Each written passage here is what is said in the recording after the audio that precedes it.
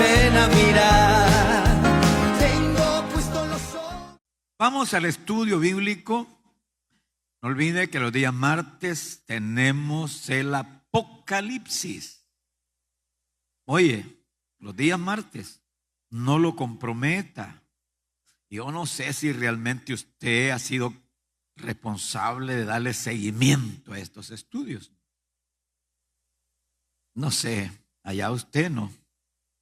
Pero bien, Apocalipsis. Quiero decirle que, qué buena noticia. Hoy entramos al capítulo 15 de Apocalipsis. Cada día nos acercamos más a la gran final. Es tremendo esto, ¿no? Así es, ¿no? Ya un saltito al capítulo 16 y estamos completamente en el derramamiento de las copas de la ira de Dios. Ya cuando llegamos al capítulo 17 y 18 ya es la secuela. Y por último, la guerra de Armagedón, que fue anunciada en el estudio anterior, ya está en el capítulo 19. Así es. Vamos a irnos entonces al capítulo 15 de Apocalipsis. No sé si me acompañan. El tema de hoy, ¿quién se acuerda? Las 7 plagas postreras. Ese es el tema de hoy. Capítulo 15. Vamos a leerlo. Síganme. Si no, pues allá en la pantalla lo van a poner. Dice así. Vamos. Vi en el cielo otra señal. Dice Juan. Vi en el cielo otra señal grande y admirable. 7 ángeles que tenían las 7 plagas postreras. Y ahí sale el tema. Las 7 plagas postreras. Porque en ellas se consumaba la ira de Dios. En esas 7 plagas postreras se consumaba la ira de Dios. Vi también como un mar de vidrio mezclado con fuego. Y a los que habían alcanzado la victoria sobre la bestia y a su imagen y a su marca y el número de su nombre, en pie sobre el mar de vidrio con las arpas de Dios. Y esto fue, cantan y cantan el cántico de Moisés, siervo de Dios, y el cántico del Cordero, diciendo: grandes y maravillosas son tus obras, Señor Dios Todopoderoso. Justos y verdaderos son tus caminos, Rey de los santos. ¿Quién no te temerá, oh Señor, y glorificará tu nombre? Pues solo tú eres santo, por lo cual todas las naciones vendrán y te adorarán, porque tus juicios se han manifestado. Después de estas cosas miré, y aquí fue abierto en el cielo el templo del tabernáculo del testimonio. Y del templo salieron los 7 ángeles que tenían las 7 plagas, vestidos de lino limpio y resplandeciente, y ceñidos alrededor del pecho con cintos de oro. Y uno de los 4 seres vivientes dio a los 7 ángeles 7 copas de oro llenas de la ira de Dios, que vive por los siglos de los siglos. Y el templo se llenó de humo por la gloria de Dios y por su poder, y nadie podía entrar en el templo hasta que se hubiesen cumplido las 7 plagas de los 7 ángeles. Esto es el capítulo 15. Son pocos versículos. Nomás tiene 8 versículos este capítulo. En base a estos 8 versículos, en base a este capítulo, pues viene el estudio de hoy, bajo ese tema, las 7 plagas postreras. Quiero que honremos a Dios, oye, con nuestro corazón dispuesto, diciéndole: Señor, enséñame. Les recomiendo siempre que ustedes se lean el capítulo 1 del libro de Efesios y el versículo 16 en adelante. Allí dice que Pablo ora por la iglesia y que la oración que él hace por la iglesia es con una finalidad: que se le abran los ojos a la iglesia, que se le abran los ojos del entendimiento para que la iglesia pueda entender, comprender, ser iluminado los ojos, ¿no? Poder discernir. Esto es lo que preocupa. Algunas veces uno tiene que decirle: Señor, yo voy a presentar esta palabra, pero te ruego que los ojos del entendimiento sean abiertos. Acompáñeme en la oración y diga: mi Padre bueno, mi Padre eterno, soberano, te damos gracias, mi Señor, en esta hora, la oportunidad que nos das de conocer tu palabra. Tu palabra es vida, tu palabra es verdad. Enséñanos, instrúyenos, que tu Espíritu Santo, Dios amado, abra nuestros ojos del entendimiento y nos ilumine, mi Dios, para entender, para comprender tu palabra. Tu palabra es vida. Gracias, mi Padre, porque tú nos oyes. En el nombre de Jesucristo, tu Hijo, mi Señor y Salvador. Amén. Y decimos todos: amén. Muy bien. Siempre en la introducción acostumbro a hacer un repaso, aunque me gusta llamarle retroalimentación, pero sencillo, entendible, repaso. ¿Cuál es el repaso que debemos hacer, no?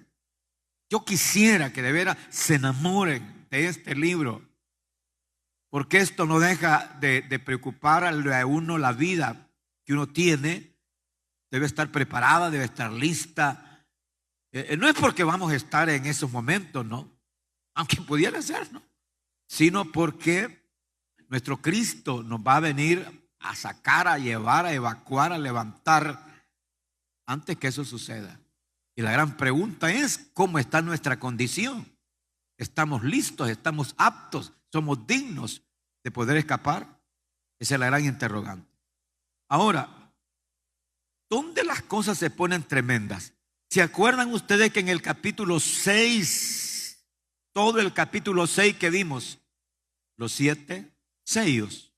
Claro, en el capítulo 6 no están los 7, nomás hay 6. Los primeros 5 sellos tienen que ver, o tuvieron que ver cuando lo estudiamos, con la persona del anticristo. Sobre todo el 1, el 2, el 3, porque el 4 tiene que ver con la muerte, y el 5, pues la persecución y las muertes que el anticristo hace. Ya el 6º sello tiene que ver con un gran terremoto, como una especie de anuncio que Dios, óigame, está muy molesto con todo lo que está pasando en la tierra, ¿no? Pero cuando entramos al 7º sello, ya es en el capítulo 8. Y usted me dirá: ¿pero qué pasó con el capítulo 7? En el capítulo 7, les dije yo que es como una especie de fotografía, como quien toma una foto de todos los muertos habidos en la tribulación. Claro, en ese capítulo 7 lo primero que habla es acerca de los 144,000 sellados que son escogidos de Israel. Pero luego presenta todos los muertos que son, yo no sé si miles y miles o millones aún de la tribulación, cuando aparecen ellos vestidos de blanco y con palmas en las manos, y se pregunta: ¿y quiénes son estos? Y hay una respuesta: estos son los que han salido de la gran tribulación. Fíjense que ese es un anticipo de toda la gente que va a morir en la tribulación. Ahí está, por eso decía, es como una fotografía. Eso es el capítulo 7. Pero cuando entramos al capítulo 8 es la apertura de las 7 trompetas. Es importante, ¿no? La apertura, el comienzo, el inicio de las 7 trompetas. Las famosas 7 trompetas del Apocalipsis. Y a uno se queda viendo trompeta por trompeta. La primera, que tiene que ver con el ecosistema, como agarra fuego la tercera parte, ¿no? Quemada. La segunda, que tiene que ver con los mares. La tercera, con los ríos, con las fuentes. La cuarta trompeta tiene que ver con el sol, con la luna, con las estrellas. Cuando ya entramos a la quinta trompeta, ya es cuestión de personas. ¿Por qué? Porque de la tierra brotan aquellos animales raros que parecen langostas, pero no son langostas. esos animales que tienen una misión, atacar a la gente, a los vivos, pero los que no tienen el sello de Dios en sus frentes. Es decir, son los seguidores del anticristo. Entonces, esa quinta trompeta es de ponerle atención, porque son 5 meses de tormento que no tienen que morirse ninguno, porque esa es la misión: atacarlos, atormentarlos, pero no de muerte. Más la sexta trompeta, estoy hablando ya del capítulo 9, más la sexta trompeta tiene que ver con una guerra encomendada de 200 millones de jinetes, de guerreros. No se sabe si van a ser una guerra de demonios o va a ser una guerra propiamente de hombres realmente. Pero la misión es matar a la tercera parte de los hombres aquí en la tierra. De eso trata la sexta trompeta en el capítulo 9. Ya en el 10 es una especie de pausa donde aparece el evangelismo, la evangelización que Dios quiere hacer en esos tiempos.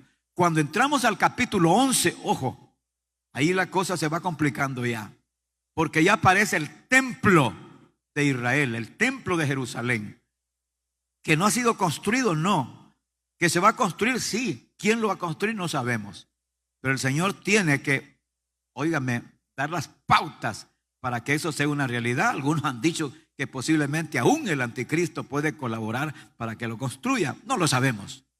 Entonces el Señor, Dios Todopoderoso, da una orden que hay que medir a los adoradores. Pero sobre todo lo que sobresale en ese capítulo 11 es que el Señor dice: hay que no solo medir el templo, sino las tropas de los gentiles que deben estar ahí junto a la ciudad de Jerusalén, rodeando la ciudad. Va a ser algo terrible, ¿no? Pero además de esas cosas que pasan en el capítulo 11, encontramos una cosa que también, atención, y es la predicación de los 2 profetas, que le llamamos los 2 olivos, que pudiesen ser, dijimos, Moisés y Elías. No estamos diciendo ellos son, pudiesen ser ellos, ¿no? Y predican y predican. Lastimosamente, el anticristo los mata. Y los cuerpos son presentados al mundo entero. Oiga, no los entierran inmediatamente. Pasan ahí 3 días y medio esos cuerpos. A los 3 días y medio resucitan y Dios los levanta y los lleva al cielo. Es tremendo ese caso, ¿no? Ahora, eso es el capítulo 11, la sustancia. El 12, atención. En el 12 hay 2 grandes señales, que es la que vamos a hablar hoy. Una de las señales es el surgimiento, la aparición de una mujer en el capítulo 12, vestida del sol, ¿no?, que se le aplica a Israel. Pero en ese capítulo 12 también encontramos, óigame, la caída de Satanás, que ahí aparece como el dragón. Es el capítulo 12 y la persecución que el diablo hace a Israel, a esa mujer, ¿no? Pasando al capítulo 13, allí sí la cosa truena. Yo espero, porque allí estuvimos bastante tiempo, para que usted fuera asimilando. Ya en el capítulo 13 aparece ya el anticristo propiamente, que surge del mar, es decir, de las multitudes de gente, el anticristo. Y aparece también el dragón, el diablo, cuando le da su trono, su silla, le da poder y todo, ¿no? Y toda la gente, las multitudes, sorprendidos, siguiendo al anticristo, aplaudiéndolo, y comienzan hasta a adorarlo. Ahí aparece de que el anticristo sí hace una matanza de gente terrible. Mueren israelitas, mueren cristianos convertidos en ese tiempo, a saber cuántos miles y miles y miles de cristianos. Y aparece en ese mismo capítulo 13 el falso profeta. Ahí búsquelo por el versículo 11.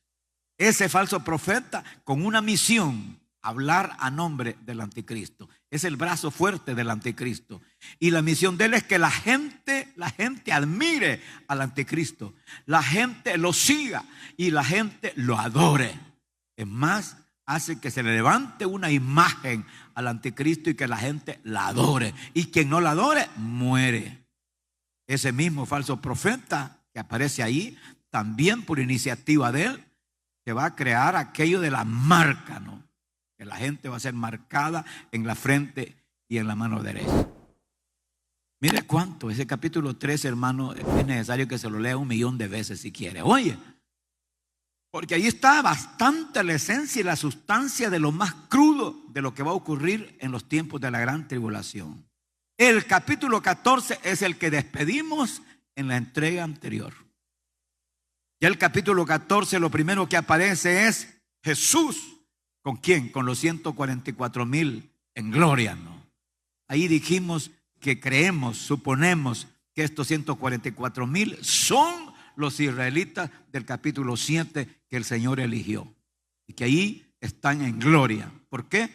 Porque creemos, yo así lo creo, que fueron hombres que se dedicaron a la predicación, completamente a la predicación del evangelio. Se convirtió Israel, y también mucha gente que no eran israelitas se convirtieron por la predicación de estos 144,000 israelitas. Pero ahí aparecen en gloria con el mismo Cristo, con el Cordero. ¿Dónde? En Monte Sión. Yo creo que es en el Monte Sión celestial, ¿no? Pero aún ahí en ese capítulo 14 vimos, y esto está fresquito, son las entregas anteriores, vimos ángeles. ¿Por qué? Porque está en apogeo la adoración al anticristo, la adoración de las masas al anticristo, ¿no? Entonces, ¿qué sucede? Dios tiene que mandar un ángel, y ese ángel le habla al mundo entero y le dice: adoren a Dios, Él es el creador, teman a Dios.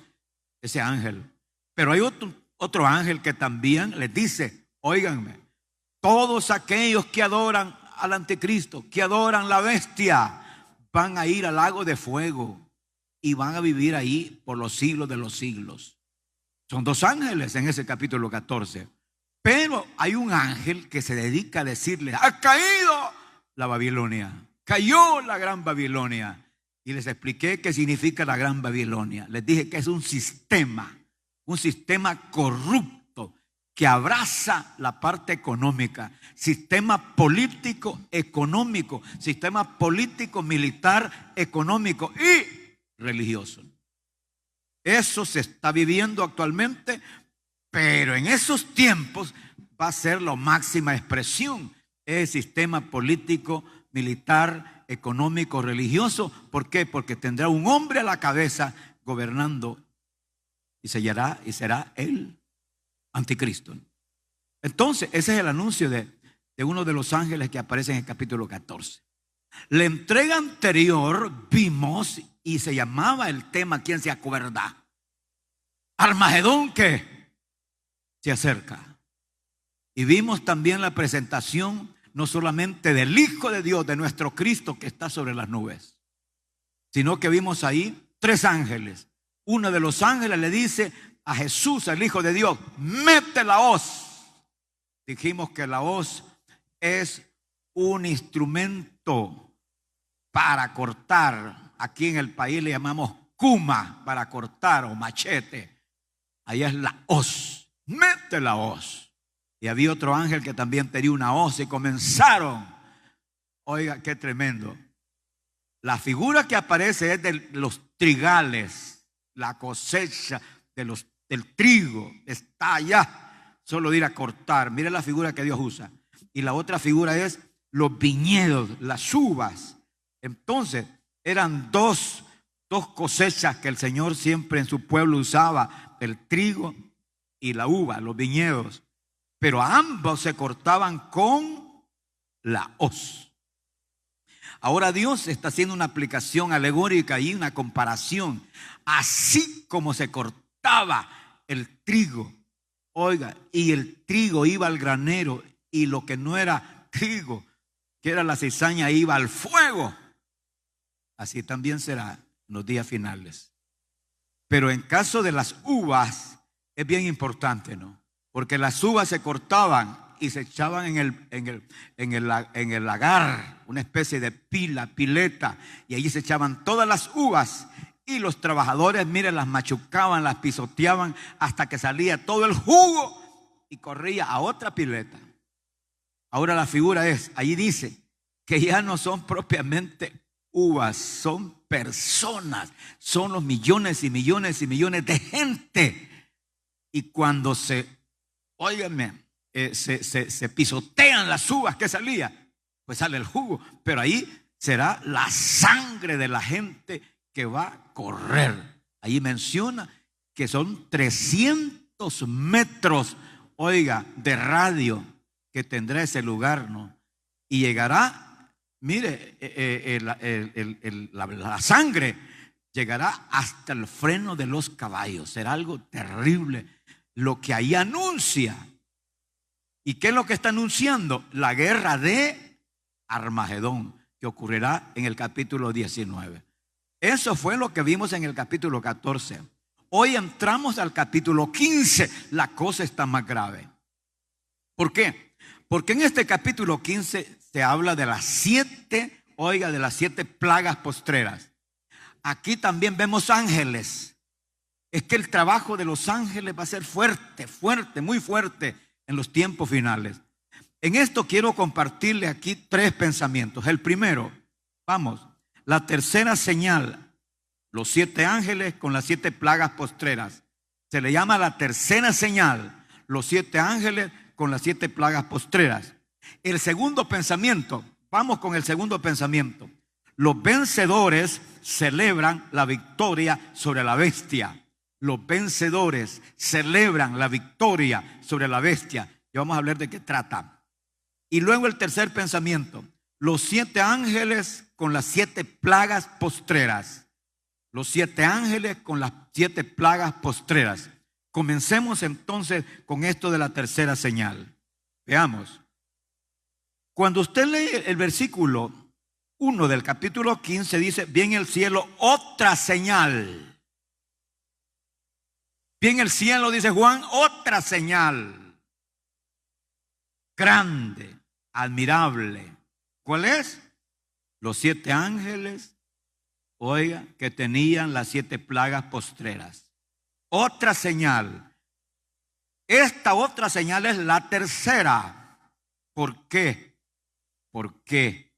Porque ya había habido una primera y una segunda señal. Entonces esta de los 7 ángeles es la tercera. ¿Y dónde está esa primera y segunda señal? En Apocalipsis capítulo 12. Me gustaría que lo viera ahí. Ahí en capítulo 12, versículo 1 dice: apareció en el cielo una gran señal.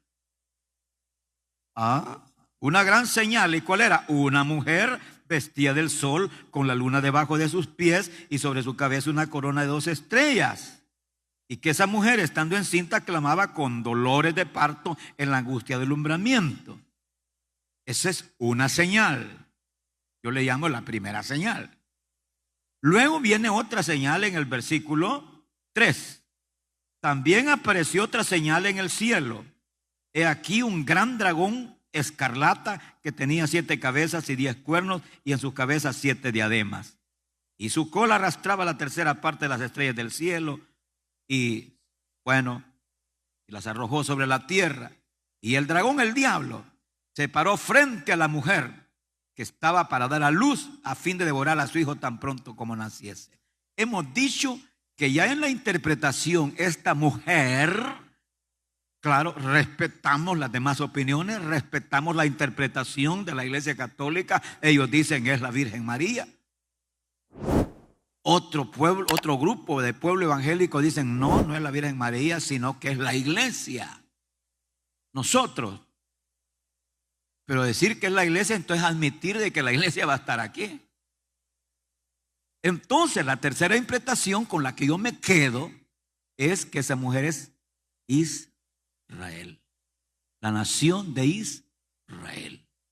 ¿Escuchó eso? Entonces cuando está diciendo acá que el dragón, que el diablo perseguía a esa mujer, ¿a quién perseguía? A Israel. Entonces, mis amados, en este capítulo 12 encontramos la primera señal de esa mujer. Ya dijimos, Israel. Y la segunda señal, ya dijimos que es el diablo, Satán. Ahora sí, volvamos ahí al capítulo 15. Ahí está diciendo en ese capítulo 15, vi en el cielo otra señal.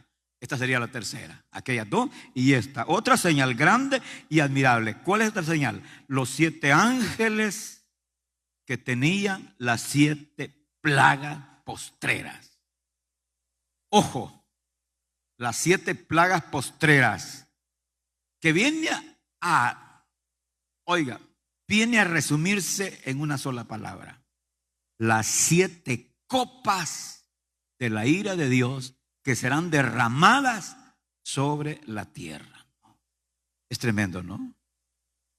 Ahora, en el versículo 1 hay una palabra que póngale atención: consumación. Dice ese versículo 1, de nuevo léalo. Las 7 plagas postreras, porque en ellas se consumaba la ira de Dios. La ira de Dios se ha anunciado desde tiempos. En el Antiguo Testamento los profetas anunciaron de la ira de Dios. Oiga, la ira de Dios. Ponga atención un momentito. Pastor, ¿cómo podemos entender la ira de Dios? Es cuando ya se agota la misericordia, la compasión de Dios, como quien dice, el vaso rebalsó. Un ejemplo, vamos. Los antidiluvianos, toda esa civilización desde Noé, desde Adán hasta Noé. Yo no sé, tal vez allá el licenciado Monte, que es un hombre muy estudioso, sepa más o menos cuántos años de Adán hasta Noé. No lo sabemos, podemos inventarnos. Pero sí sabemos que esa generación, que esa gente fue mala, fue perversa, fue terrible, al grado que Dios ya no lo soportó. Cuando ya Dios tomó acción, ¿cómo se llama eso? La ira de Dios. Y ya sabe usted lo que pasó. Él se anduvo buscando un hombre allí y lo encontró, fue Noé, y bueno, lo demás es historia que usted la conoce. Pero sí es un ejemplo de que allí se consumó la ira de Dios en esa etapa. Pero ahora viene esta etapa desde Noé hasta acá, que no ha habido otro diluvio. No ha habido otro juicio. Tal vez así parcialmente podemos decir las ciudades de Sodoma y Gomorra, que les dio fuego. También allí la ira de Dios cayó. Pero desde allá de Noé hasta hoy no ha habido un diluvio, no ha habido una lluvia de fuego ni nada. Y siempre se viene anunciando que la ira de Dios va a llegar. ¿Por qué? Porque el hombre, el ser humano, se ha desbordado en maldad, ¿no? Matan y matan y matan. Es decir, más simple, ¿qué pasaría? Nosotros aquí en nuestro país tenemos las leyes. Después de la Constitución política, que es la ley madre, que es la Carta Magna, que es la primera ley, de ahí emanan las demás leyes. Y todas esas leyes es para cumplirlas. Hoy estaba un día de estos leyendo una noticia de que se han aumentado las penas a los que matan, oiga, a los que dañan a una mujer. Y las penas van por ahí que le plago 30 años, pero las penas suben a 50 años. Y algunas penas aparecen en otros delitos hasta 80 años. ¿Por qué? Porque se violenta, ¿qué? La ley. ¿Pero qué me dice de la ley de Dios? No se oye, hermano. La ley de Dios, el hombre la ha echado al cesto de la basura. La ley de Dios no le ha dado importancia, la incumple. Si Dios dice, no matarás, ¿y por qué matan? Si Dios dice, no fornicarás, ¿y por qué tienen relaciones sexuales sin haberse casado? Si Dios dice, no cometerás adulterio, ¿y por qué se mete un casado con una casada o con una soltera y una casada con un soltero o otro casado? La ley de Dios no se cumple. ¿Y qué pasa? Dios ha tenido paciencia Oiga, 2000 años de Cristo hasta Abraham, toda esa distancia de 2000 años. Y de Cristo hasta hoy, otros 2000 años. Y ya vamos entrando a los 3000. ¿Y qué no ha hecho el hombre? Hace lo que le den gana, se burla de Dios, en fin. Pero Dios ha tenido paciencia. Pero un día esa paciencia rebasa y se termina. Es lo que está diciendo acá. Lo que dijo ese versículo 1. Se consuma la ira de Dios. Ahí termina. Se parece a aquella palabra, y es la misma palabra, cuando Cristo estaba en la cruz. ¿Qué dijo Cristo antes de decir que su espíritu recibe mi espíritu? Antes, que dijo: consumado es. Consumado es. La misión, la tarea, el plan, el proyecto, todo, Padre, está concluido, está terminado. Pues la ira de Dios anunciada por los profetas y aún por el mismo Cristo y todo esto, llega su momento en que se consuma, termina. Por eso estos 7 ángeles hay que ponerles atención. No es una cosita tan simple, no. Porque ahí se consuma la ira de Dios. Ahora, es la consumación. Esa es la primera parte. Ahora quiero que pasemos a la segunda parte. Porque en la tercera parte vamos a continuar hablando esto de la ira de Dios. Pero antes veamos la segunda parte. Los vencedores celebran la victoria sobre la bestia. ¿Qué dice el versículo 2 de este capítulo 15 que estamos estudiando de Apocalipsis? ¿Qué dice el versículo 2?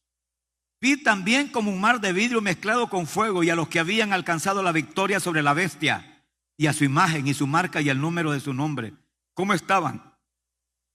Estos miles y miles o millones, qué sé yo.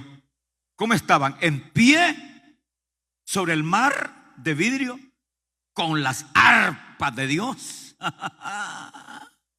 ¿Y qué más? Y cantan el cántico de Moisés, siervo de Dios, y el cántico del Cordero, diciendo: grandes y maravillosas son tus obras, Señor Dios Todopoderoso. Están cantando con las arpas de Dios. Están celebrándonos. Pero yo les pregunto, ¿qué es lo que celebran? La victoria. ¿Victoria de qué? Sobre el anticristo.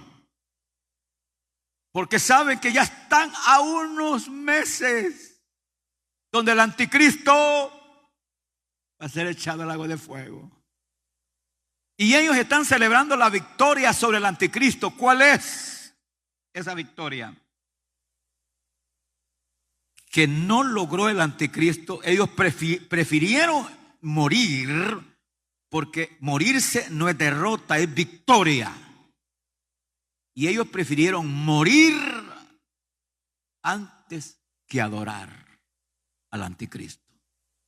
Entonces su victoria fue que no adoraron al anticristo. Lea el versículo ahí. Ahí está. Ajá. Victoria sobre la bestia y su imagen y su marca y el número de su nombre. ¿Por qué? Porque ya lo vimos en el capítulo 13, que él dio la orden que todo el mundo lo adorara y que se le pusiera la marca y que adorara su imagen. Pues ellos dijeron no y no. Prefirieron ¿qué? Morir.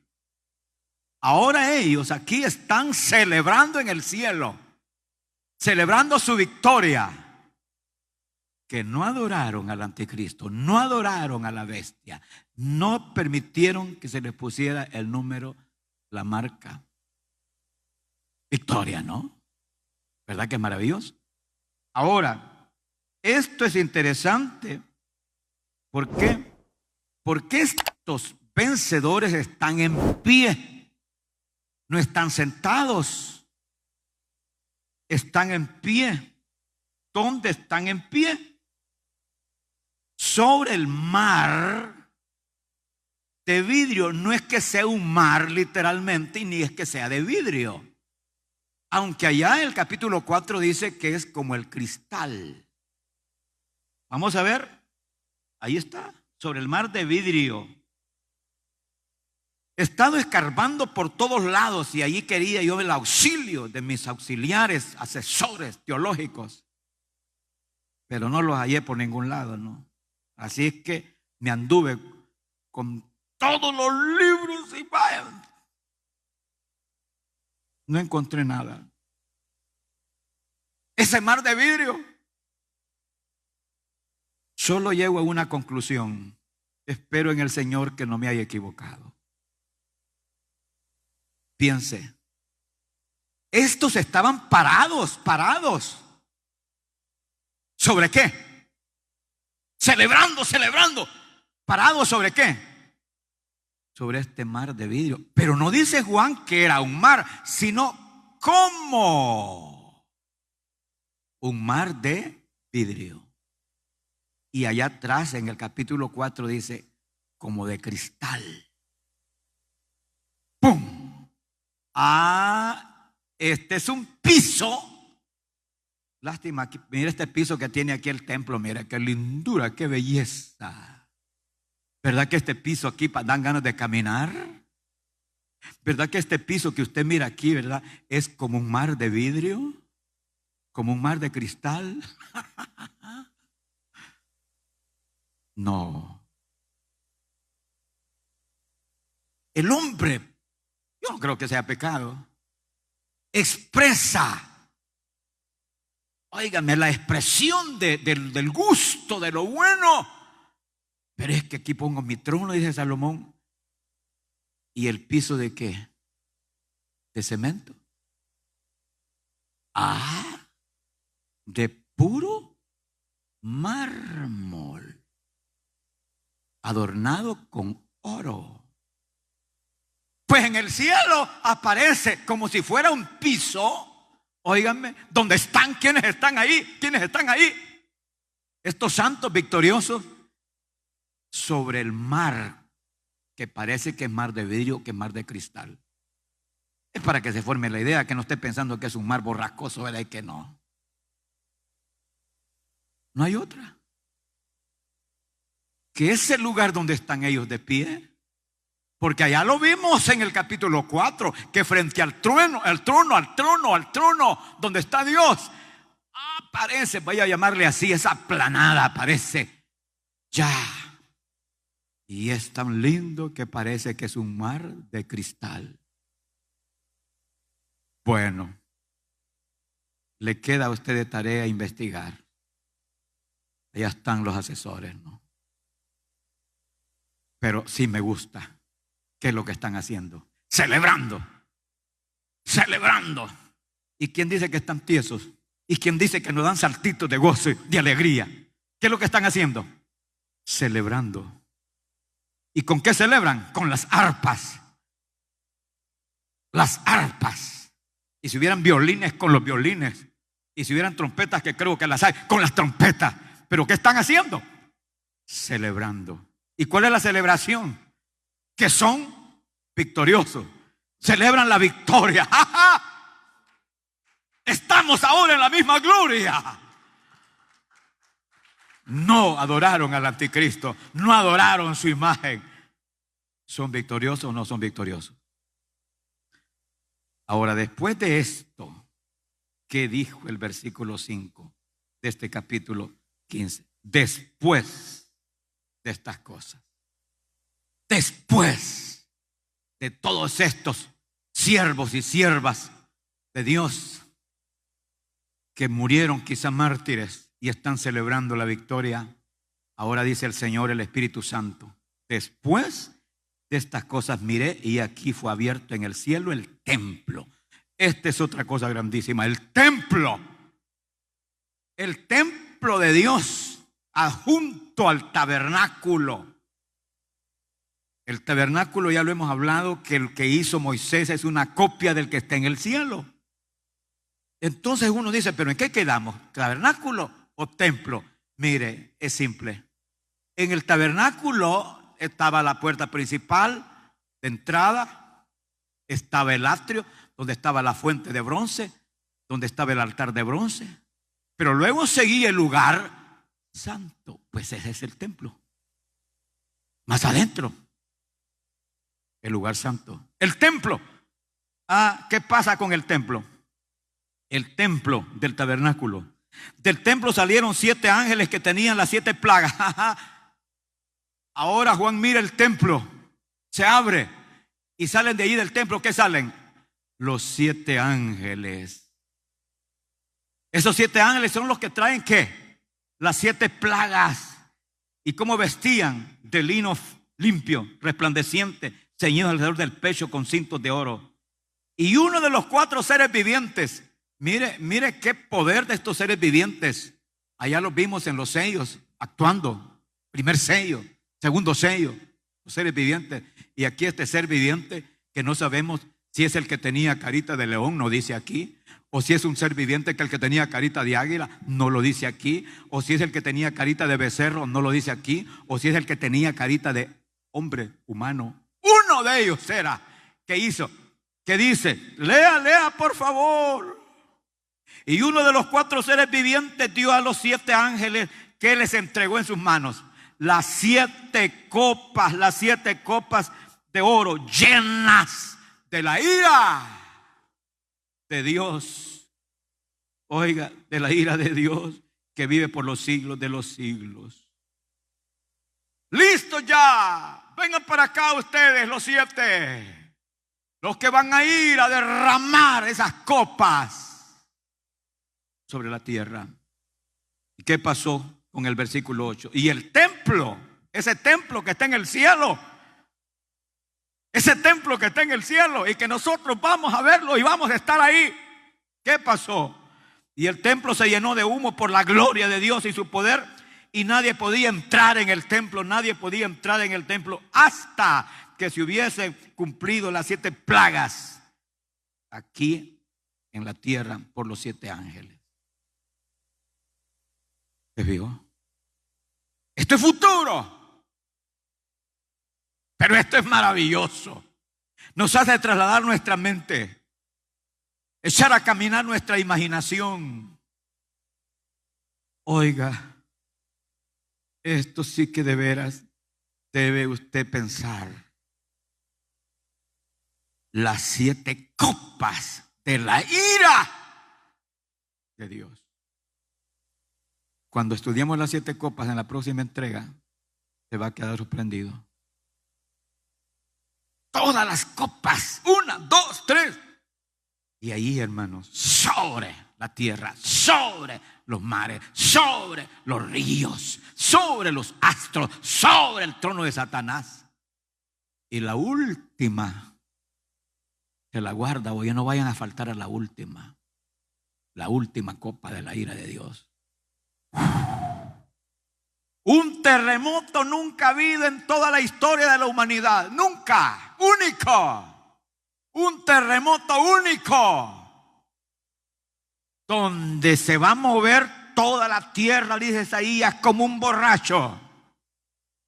Y cuando lo estudiemos se va a dar cuenta cómo caen las ciudades, las grandes urbes, las grandes ciudades, las grandes capitales, esos edificios, oiga, todos se vienen abajo y quedan polvo.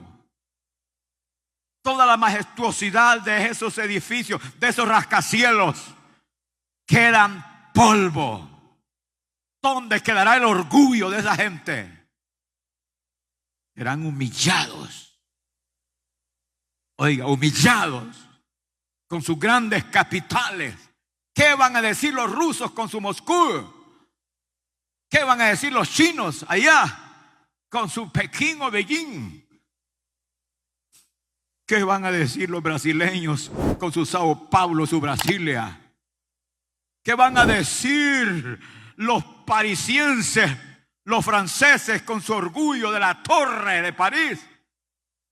Todo se viene abajo, al suelo, al suelo. Es la ira de Dios. Será la ira de Dios. Démele un aplauso al Eterno, al Soberano, porque Él es digno. Yo termino con esto.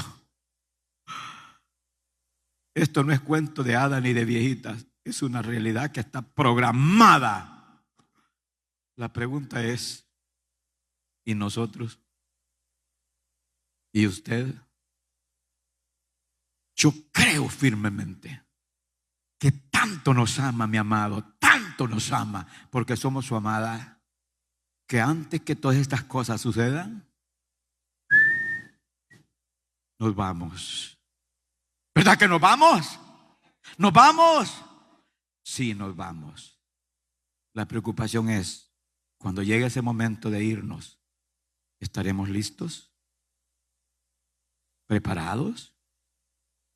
¿Seremos dignos de escapar? Llévese esa reflexión. Solo quiero que ore conmigo y dígale: mi Padre eterno, mi soberano Dios, mi Padre bueno, que siempre esté ligado a ti, unido a ti, y que te ame con todas las fuerzas de mi corazón, que te sirva y que me aparte de toda contaminación pecaminosa. Y si te he ofendido, mi Padre, perdóname. Límpiame, lávame. Límpiame, lávame. Borra mis rebeliones. Oh, gracias, mi Padre, gracias, mi Padre. Gracias, mi Señor amado. En el nombre de Jesús, mi Salvador y Señor. Amén. Y decimos todos: amén. Para orar por los enfermos. Oiga, pero que salga del corazón. Hay gente que está sufriendo en una cama, en un hospital. A lo mejor me están viendo ahí, ¿no? Sufren. Van con la esperanza de encontrar la salud. Y luego se debaten con la vida y con la muerte. Y algunas veces le ganó la batalla a la muerte. Pero una palabra suya, una súplica, Dios la escucha. Y Él es el Señor. Padre, me uno con tu pueblo, con mis hermanos, para suplicarte, mi Padre, que tengas misericordia de los que sufren. Quizás sus vidas no están preparadas, Dios mío. Por amor de tu gran nombre te suplico, perdónalos. Límpialos y dales la vida, Señor, la oportunidad de vivir para que te honren. Clamo y suplico, Señor, por los que están en los hospitales o en sus casas, donde sean, por todos los enfermos. Mi Jesús, por tu herida, por tu llaga, nosotros fuimos curados. Intercedo, mi Padre, en el nombre de Jesús, tu Hijo, mi Señor, por todos aquellos que sufren. En el nombre de Jesús, mi Salvador. Amén. Y decimos todos: Voy a seguir predicando hasta que Cristo venga. No hay nada en este mundo que valga la pena mirar.